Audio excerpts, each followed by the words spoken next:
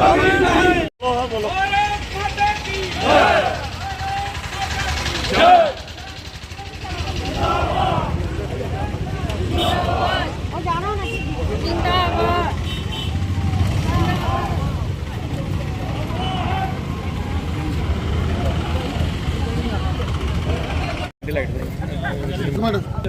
Minute, thank you, sorry, good night ji. Sir बताएं, आज विरोध मार्च हो रहा था, क्या कुछ समस्या थी और क्या मांग थी? देखिए, मैं मनोहर सिंह, प्रेसिडेंट जेके एक्स सर्विसमैन वेलफेयर एसोसिएशन। आपका जो आज का ये प्रदर्शन हो रहा है, ये हम आज से नहीं 20 फरवरी 2023 से लगातार दिल्ली में जंतर मंतर के ऊपर कंटिन्यू हम धरना दे रहे हैं। और ये जो धरना देने का शुरुआत हुई है वो इसलिए कि जो रिसेंटली गवर्नमेंट ऑफ इंडिया ने 1 रैंक 1 पेंशन पार्ट 2 जो पे कमीशन डिक्लेयर किया गया है, उसमें बहुत सी त्रुटियां हैं, बहुत सी विसंगतियां हैं। और सबसे ज़्यादा अगर मैं ये कहूँ कि जितनी भी हमारी इंडियन आर्मी हो, चाहे एयरफोर्स हो, चाहे नेवी हो, उसमें जितने भी रैंक होल्डर्स हैं, जैसे नायब सूबेदार हैं, सूबेदार मेजर हैं, ऑर्डिनरी लेफ्टिनेंट हैं और ऑर्डिनरी कैप्टन हैं, इनको इस बार पे कमीशन में ये पहली बार है हिंदुस्तान की आज़ादी के बाद कि इन 5 रैंक को तो बढ़ाने की दूर रही, इनकी कम कर दी गई है पेंशन। और उससे भी ज़्यादा शर्मनाक बात यह है कि जिन बच्चों ने, जिन जवानों ने, जिन वीरों ने हमारे देश के लिए कुर्बानियाँ दी थी, उनके जितने भी चाहे फैमिलीज हैं, चाहे पेरेंट्स हैं, उनके लिए इन्होंने एक पैसे का भी बेनिफिट नहीं दिया है। तो इसलिए आज ऑल ओवर इंडिया में फेडरेशन ऑफ वेटरन एसोसिएशन, जो हमारी ये जितनी भी पूरे हिंदुस्तान की जितनी भी एसोसिएशन थी, उनका एक जो है वो एसोसिएशन बनी है जिसका नाम है फेडरेशन ऑफ वेटरन एसोसिएशन।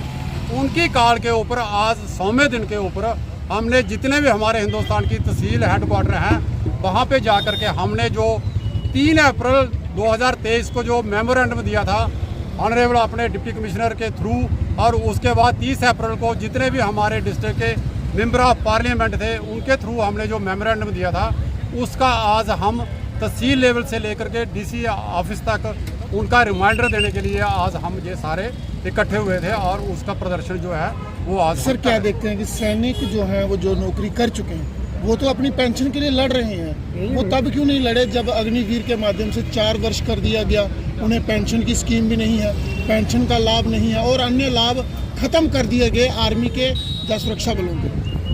देखिए, मैं ये आपको कहना चाहूँगा इसके बारे में जी कि किसी भी देश का ये एक दुर्भाग्य होता है कि उसका भूतपूर्व सैनिक जो इतनी एज में, आप देख रहे हैं ये कितने 90 साल के हैं, इतने बुजुर्ग लोग हैं, इनका आपका समय जो है वो आराम करने का है। लेकिन इस देश में अभी भूतपूर्व सैनिक जितना भी है वो टोटली ही रोड के ऊपर अपनी मांगों के समर्थन में घूम रहा है। ये जो अग्निवीर की आपने बात कही है, इसके लिए भी सिर्फ मैं 2 ही बात कहूँगा। जिस आदमी का जॉब सिक्योर नहीं है और जिस आदमी की लाइफ सिक्योर नहीं है, वो आप खुद अंदाज़ा लगा सकते हैं। इसके लिए इसका खमियाजा जो है पूरे हिंदुस्तान को भुगतना पड़ेगा। जिसका लाइफ सिक्योर नहीं होगा, जिसका जॉब सिक्योर नहीं होगा, वो सिक्योरिटी किस लिए करेगा? ये कभी हो ही नहीं सकता। अगर मेरा जॉब सिक्योर है, मुझे पता है कि अगर मैं देश के लिए जान भी दे दूंगा तो मेरे जो बीवी बच्चे हैं, जो मेरे माँ बाप हैं, उनको कुछ ना कुछ मिलेगा। लेकिन जिनका जॉब ही सिक्योर नहीं होगा, वो देश के लिए किस लिए? क्या देखते हैं फिर केंद्र सरकार का जो अग्निवीर का फैसला था, जो गलत और एंटी यूथ है? देखिए, ये जितने भी हमारे जो हिंदुस्तान के जितनी भी यंग जनरेशन है, उनको इसके लिए बिल्कुल एक आवाज़ में और बड़ा सिस्टमेटिकल तरीके से इसके विरोध में आवाज़ उठानी चाहिए थी। लेकिन आज की जनरेशन को हम देख रहे हैं कि बिल्कुल इतनी लेथार्जिक हो गई है कि रोड के ऊपर आने के लिए डरते हैं। तो इसका खमियाजा तो जवान को भी, हमारे जो यंग जनरेशन है उनको भी भुगतना पड़ेगा और देश को भी भुगतना पड़ेगा। बतौर सेना नायक क्या देखते हैं कि ऐसी योजनाओं से सेना कितनी कमज़ोर हुई है और दुश्मनों के लिए कितना आसान हुआ है यहाँ पर आंख निकाल के देखना? देखो, मैंने एक ही बात बोली है कि जिसका जॉब सिक्योर नहीं है, जिसकी लाइफ सिक्योर नहीं है, तो वो देश के लिए क्या लड़ेगा? तो इसका तो नेगेटिव जो असर है वो तो देखने को मिलेगा। ये तो सरकार हो, कोई भी सरकार हो, हम इसे नहीं कह रहे कि आज की ये सरकार है। हम तो अपने आदरणीय जो प्रधानमंत्री है उसकी बहुत रिस्पेक्ट करते हैं कि उन्होंने बड़ा अच्छा काम किया। लेकिन इसके जो खमियाजे हैं, इसका जो रिजल्ट है वो आने वाला समय एक जगह नहीं ठहरता है सर।